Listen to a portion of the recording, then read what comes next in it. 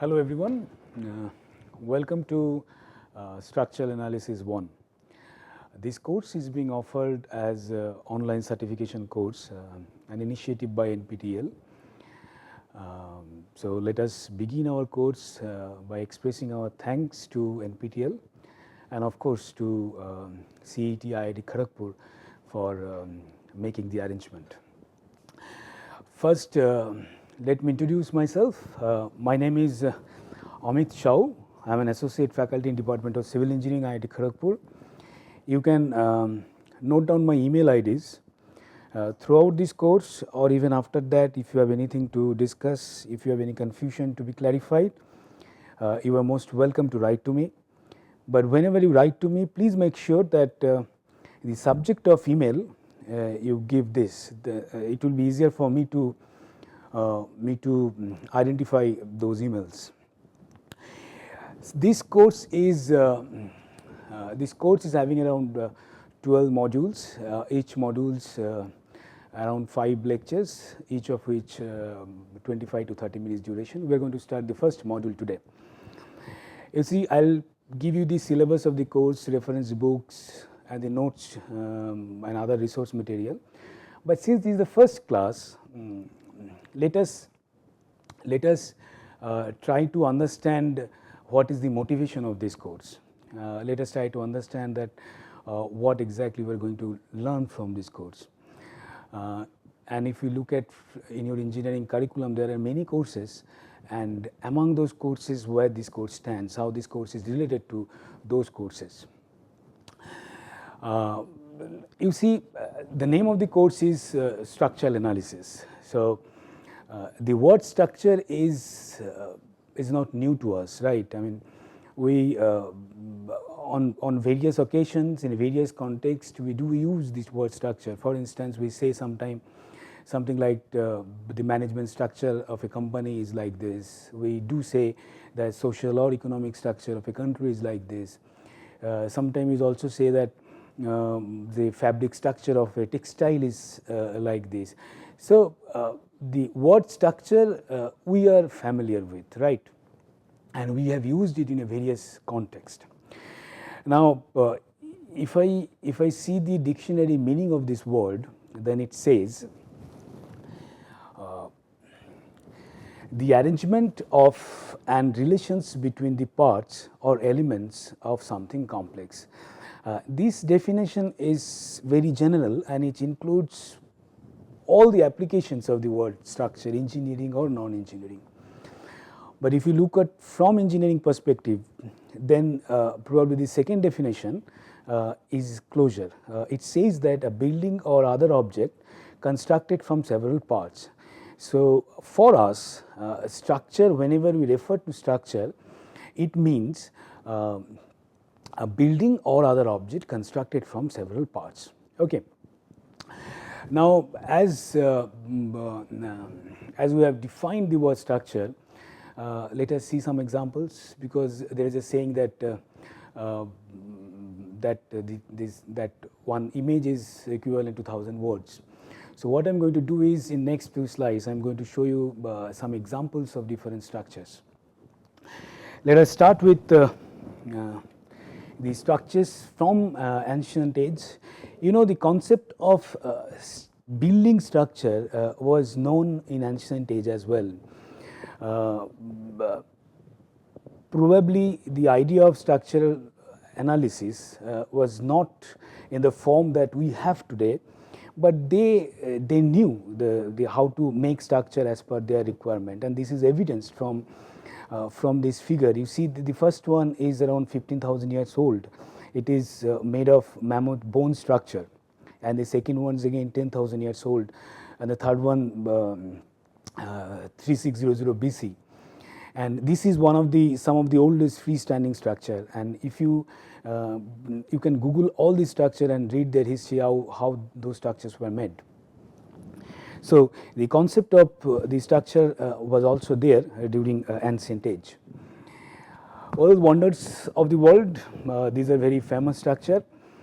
I have not given the name of each structure because they don't need any introduction, these structures. You see, for any subject, learning from history is a very important step. You imagine these structures were built during a time when the technology was not that advanced, the concept of the understanding of material was not that advanced, and in spite of that they could build these kind of structures. So you must read the history of all these structures, how the design was done, how the construction took place, and definitely those information will help you to be a better structural engineer. Now, you see, this in the first row, you see some of the structures which are very common in countryside, and where vis-a-vis the down the second row, the structures which are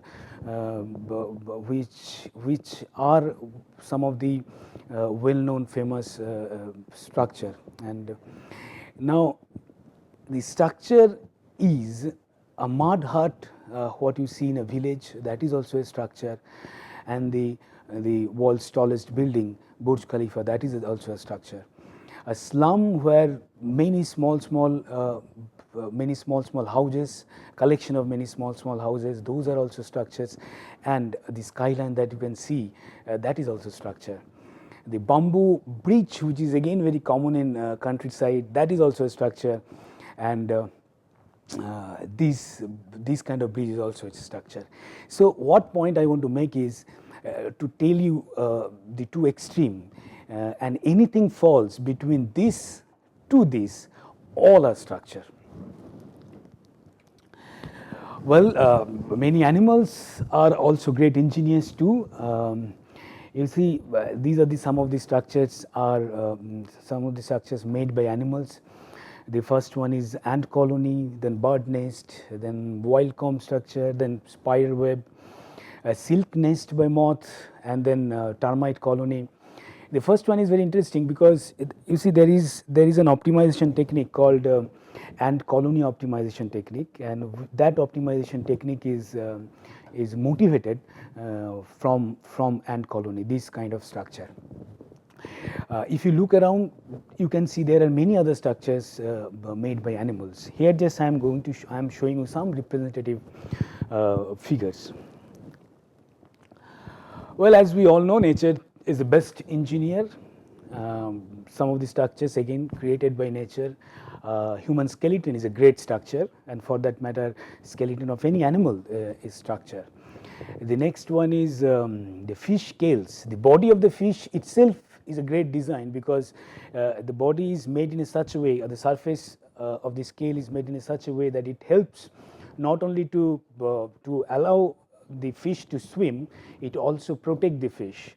And here two important things to be noted. One is the arrangements of these fish scales.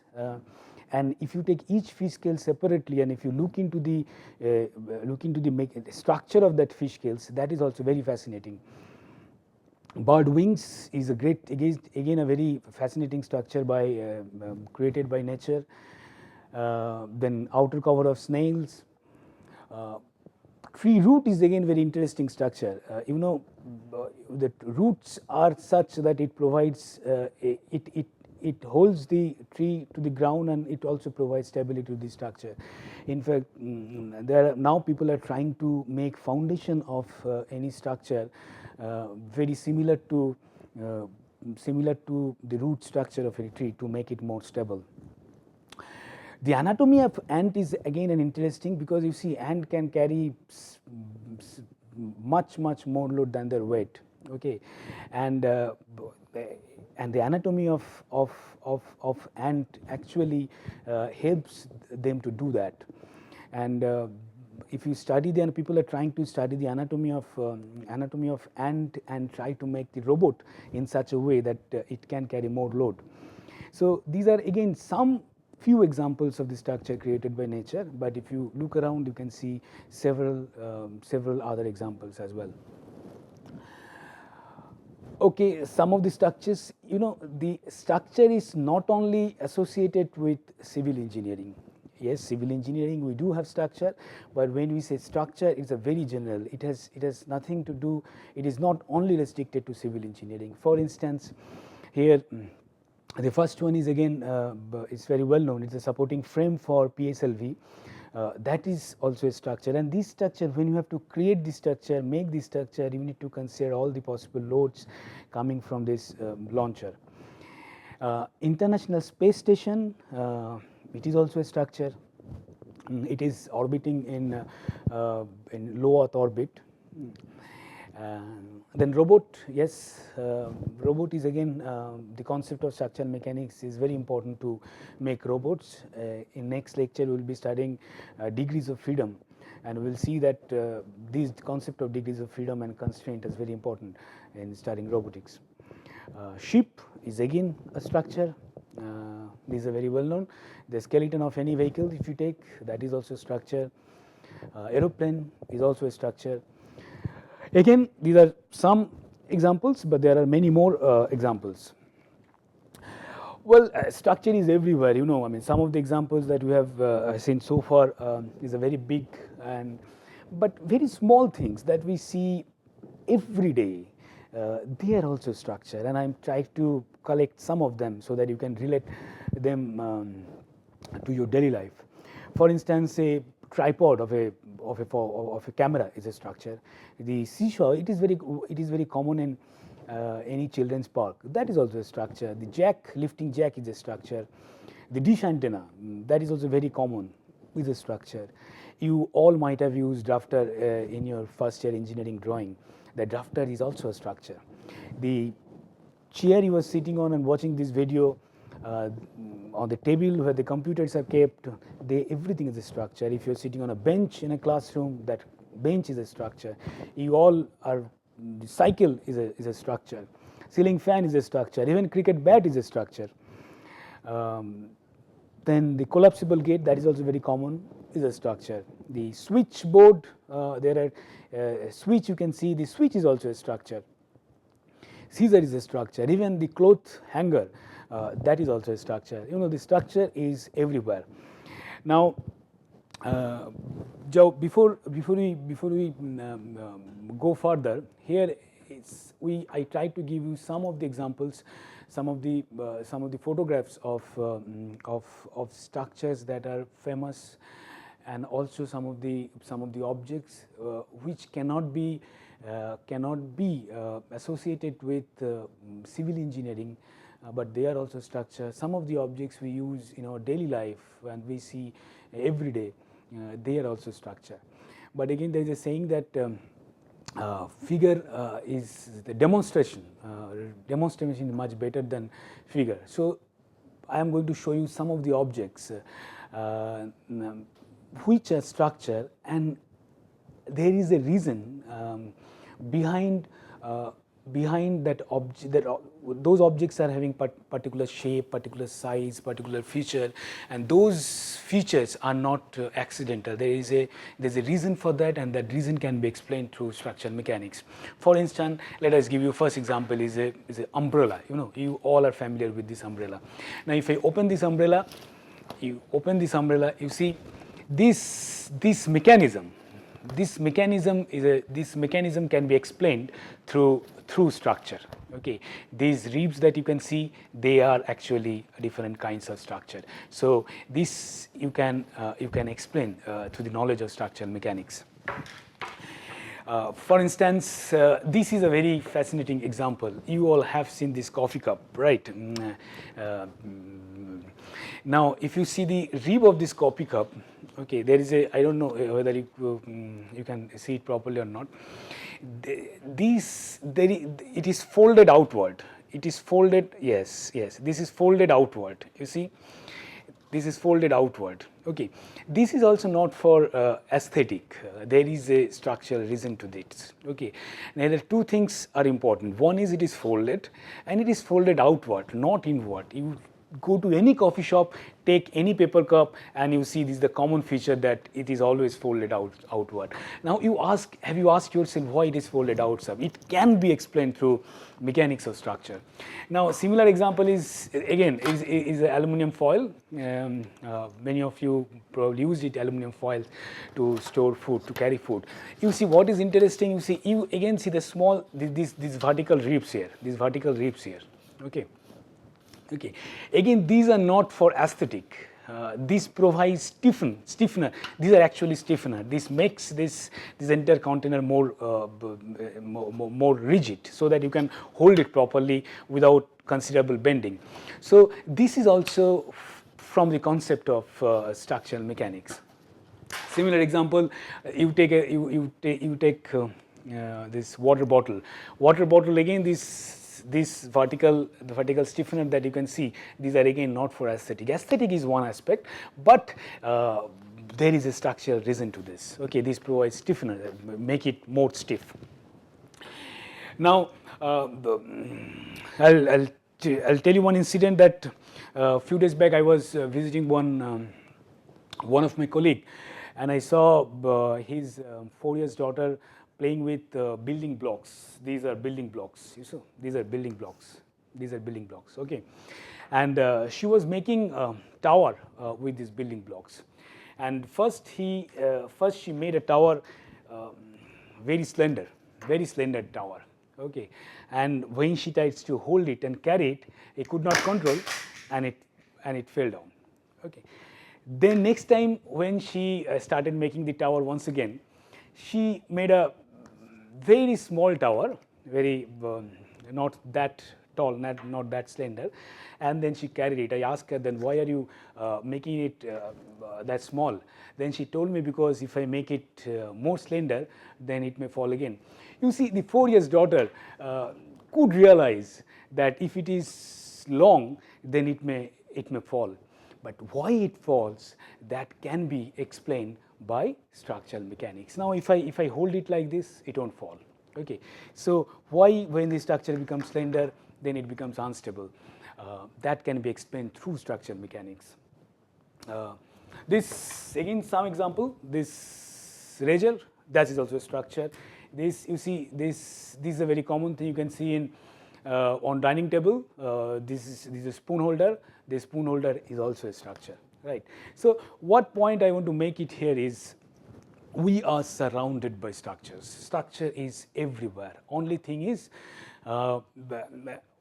we have to properly, we have to look at those objects in a different way. Okay.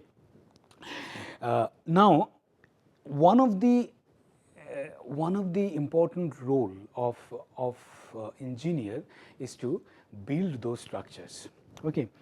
Now, when I now, you know, the building a structure is a process. Means there are many steps to be followed before we actually have the actual structure, and structural analysis is one such step. Now, just to put it in a more clear way, let me demonstrate that. Let me give you an illustration. You see, consider this structure. This is a Lotus Temple, New Delhi. Again, it's a very famous structure. Now, suppose this is the final product, right? Final structure which we need to build. Now, what we are going to see is, what are the steps we may need to make this structure. Okay. Now, these are some steps. It always starts with concept of the structure, the planning of the structure. As far as this structure is concerned, it is the architecture of the structure. Okay. Now, this is precisely another reason why every architect must have some understanding of structural analysis. Now, the first is always the concept of the structure, the architecture of the structure. Now, once that model is ready, architectural model is ready, what we need to do is, we need to understand the feasibility of that model. Means how the structure may respond when it is subjected to actual environment, and that step is analysis. Now, once the analysis is done, then you need to design the structure. Design means, if you look at the structure is a food, then design means actually recipe for that food. You need to need to make the recipe for this for this structure, so that this structure can be constructed. Now, once the design is done, then you need to translate that design in the form of a language that can be understood by the people who will be executing this structure, or who will be constructing this structure or fabricating this structure, right? And this language is design. This language is drawing, as you might have heard in your engineering drawing course, that drawing is the language of engineer. Okay. Now, this drawing goes to the construction site. This drawing goes to the construction site, and where there are people involved who can read those drawing and execute the structure, and finally you have the structure. So, these are the steps need to be followed in order to construct it. These are the broad steps. There are some other steps as well, minute steps, but by and large these are the major steps need to be followed. Now, you see, it is not particularly for this structure. If you take any object which needs to be constructed or fabricated or manufactured, similar steps need to be followed. There may be some minor variation depending on the structure, but the essence of the steps remain same. Okay. So, this is what we are going to do in this course is this step, the analysis of this structure. You will be having design course in a subsequent semester. I believe you already have engineering drawing, construction also you will be having in subsequent semester. So, this is how your analysis is related to other subjects that you may have in your engineering curriculum. Okay. So, what we have done so far is we have defined structure. What is structure? Then we have seen some of the examples, and through those examples you realize that the structure is everywhere, any small or big, any object, many object can be coined as structure, and one of the important role of engineers is to build those structure, and building structure is a process. It needs several steps, and structural analysis is one such step, right? Now, then naturally the next question comes is, what is structural analysis? We understand the structural analysis is a step, but what is structural analysis? Now, next what we are going to see is what is structural analysis. Now, instead of giving you a formal definition of structural analysis, let me tell you or explain structural analysis through a story. Okay. This is a very old story, maybe more than 150 years old story. It's a very popular story, a popular nursery story, and I am sure that many of you might have read this story when you were kids. But still I am telling you this story because story as such, there is nothing new in this story. Probably everybody we understand that, but still this story will probably help us to look at this subject in a proper perspective. Okay. Now, the name of the story is Three Little Pigs. All the photographs, I have taken from this book, or the scan copy of the photographs taken from this book. Okay. The story goes like this. There are three brothers. Okay. They used to stay with their mother, but when they are grown up, they decided to go out and leave their own and make their own houses. So, they requested their mother to allow them to do so, and then mother said, yes, fine, no problem, you go ahead and be careful. And now, once they got the consent from their mother, they are very happy, they are very excited, because now they are going to live their life on their own, and they are going to make their house by now. Then one of these three brothers, his name is Carly, he was an engineer. Okay. Now, he said other two brothers that, yes, now we are going to make our own house, let us spend some time to plan those house, let us make the house strong so that we can protect us from wild wolves. But other two brothers were a bit lazy. They said, no, nothing doing, we will make the house as fast as possible, and rest of the time we will play. So, what the first brother did, the first brother collected some straw and made a straw house. Okay. He could make the house very fast, and then then he would play his guitar, he could play around. Now the next brother, he collected some wooden sticks and made his house with wooden sticks. Okay, he could also make the house very fast. But on the other hand, Carly, who was an engineer, was busy in planning the house, okay, and design the house, and so he was taking a lot of time to make the house, and other two brothers was very laughing at him and was telling him unnecessarily, you were wasting your time in making your house that strong. Our straw house and wood stick house is enough. But Carly did not listen to them, and he went ahead with his plan. And finally, he made a house with bricks and cement. Okay. Now, they all made their houses. They are very happy now. They are excited. They were living in their houses. Now, one fine morning, they were playing, and suddenly they saw one wolf coming. The wolf was watching them. They saw the wolf coming. And then what happened, after seeing the wolf, they all got scared and they rushed to their houses. The first one went to his straw house, the second one to his wooden stick house, and third one, and the Carly engineer, he went to his brick house. And the wolf followed them. The wolf first followed the first one, who was hiding in his straw house, but straw was nothing, it was not strong enough for wolf. So the wolf just blew it off. And then the first brother realized that he is no longer safe there, and then he rushed to the other brother, who was taking shelter in a wood stick house. But again, wolf followed him, and wood stick house was also not enough, not that strong. So what wolf did is, then wolf blew the wood stick house as well.